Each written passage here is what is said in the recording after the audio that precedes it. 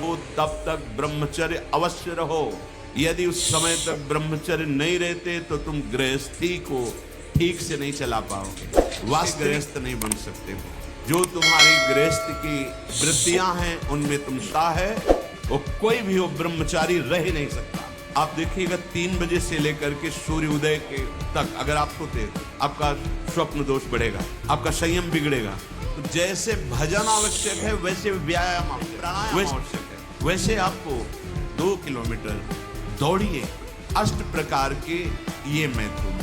पहला, जो हम देखते हैं उस पे सुधार करो, जो हम सुनते हैं उस पर देखो, कहीं हम ऐसी कोई बातें तो नहीं भूल रहे हैं जो काम उत्तेजना प्रकट कर दे। संकल्प भोग का बन गया तो क्रिया हो या न हो आप ब्रह्मचर्य नहीं रह पाएंगे। मनोवाह नाड़ी, जो ही आपका चिंतन विकारात्मक हुआ, वो नाड़ी घसीटती पूरे शरीर से उस सप्तम धातु को, और वो घसीट लिया, आपने क्रिया की या नहीं की, आपका चिंतन बिगड़ा हो गया।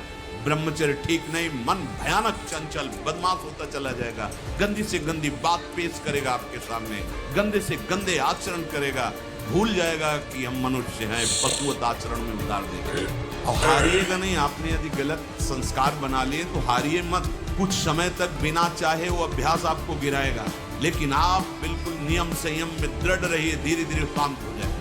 ये आप धीरे धीरे शांत। ब्रह्मचर्य के बिना जीवन मृत है, मृत जीवन। ब्रह्मचर्य अमृत है।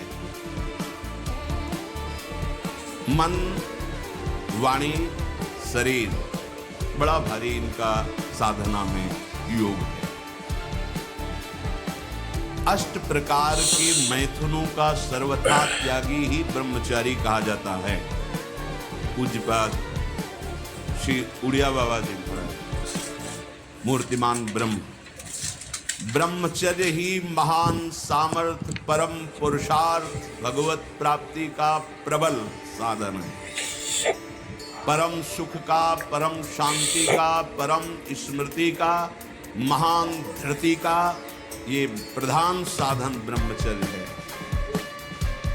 जो इस साधन से हीन है वो मृत है।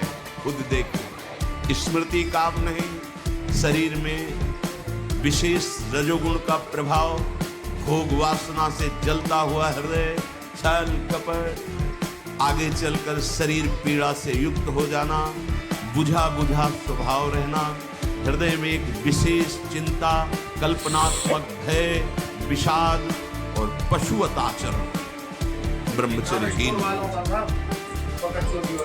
जो ब्रह्मचर्य धारण करना चाहे, भगवत मार्ग में जो चलते हैं उनके लिए तो है ही, पर जो भी परम सुख, परम आनंद और लोक में उन्नति, परलोक में परम पद, उसे ब्रह्मचर्य अवश्य धारण करना। वैरागी के लिए नैष्ठिक ब्रह्मचर्य, आजीवन ब्रह्मचर्य। प्रवृत्ति गृहस्थ मार्ग के लिए संयम पूर्वक ब्रह्मचर्य का वर्ताव। जब तक पाणी ग्रहण संस्कार ना हो तब तक ब्रह्मचर्य अवश्य रहो। यदि उस समय तक ब्रह्मचर्य नहीं रहते तो तुम गृहस्थी को ठीक से नहीं चला पाओगे, वास्तविक अच्छे गृहस्थ नहीं बन सकते। जो तुम्हारी गृहस्थ की वृत्तियां हैं उनमें तुम सफल नहीं हो पाओगे। व्यभिचार व्यक्ति का सर्वनाश कर देता है। 20 वर्ष या 22 वर्ष की अवस्था तक तो सबको, जो भी बच्चे हैं उनको शिक्षा देनी चाहिए, ब्रह्मचर्य का ही पालन करें। बहुत सुंदर खेती गेहूं की लहलहाती हुई, और देहाती भाषा में उसे गलेत कहते हैं। गलेत मतलब बाली निकलने को है। अब काट लो आप, एक दाना नहीं मिलेगा, और थोड़ा रुक जाओ धैर्य पूर्वक, बाली आ जाने दो, उसमें दाना पड़ने दो और दाना पक जाने दो, तो 1 बीघा खेत में 40 मन गेहूं होगा। ऐसे ही जो आप 13-14 वर्ष की अवस्था से आपके अंदर परिवर्तन होता है, एक भोगाकर्षण होता है सबके अंदर जो इस भूमि में जन्मा है, या भगवान या भगवत प्राप्त महापुरुष कारक पुरुष, उसकी बात तो अलग है। अन्यथा जो भी जन्मा है, जहां 12, 13, 14 वर्ष की अवस्था होती है, काम वेदना जागृत होने लगती है।